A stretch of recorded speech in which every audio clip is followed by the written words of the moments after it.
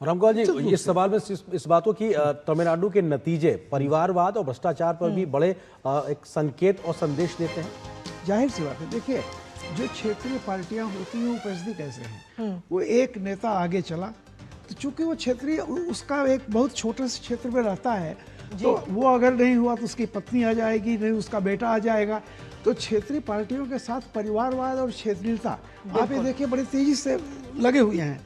और जब आने वाली नई पीढ़ी को लगता है कि इस भ्रमजाल में, इस जातिवाद में, फलाना में हम अटके रहे, हमें मिला क्या, वो मोहभंग वो टूटता है।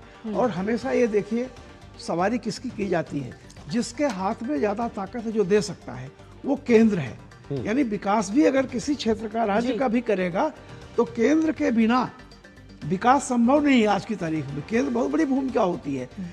ये तो ममता बनर्जी भी कह रही थी कि हमारा इतना पैसा नहीं दिया, इतना नहीं दिया। बिल्कुल, क्योंकि जो राज्य के जो सत्ताधारी दल है उसके पास, उसके साथ और केंद्र के जो है आपस में समन्वय होना बहुत ज्यादा जरूरी है विकास होने के लिए। और इस बीच हम कुछ खास तस्वीरें भी इस समय अपने दर्शकों को दिखा रहे हैं, जहां चुनावी नतीजों के बीच में राजीव चंद्रशेखर की तरफ से एक बड़ी बात कही गई और एक बड़ी प्रतिक्रिया इस समय नजर आई है।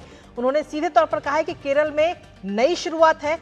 पहली बार केरल से एनडीए की ओर से 2 बीजेपी विधायक चुने जाएंगे और ये केरल के विकास की नई शुरुआत होगी। पहली बार पार्टी को हर वर्ग का समर्थन मिला।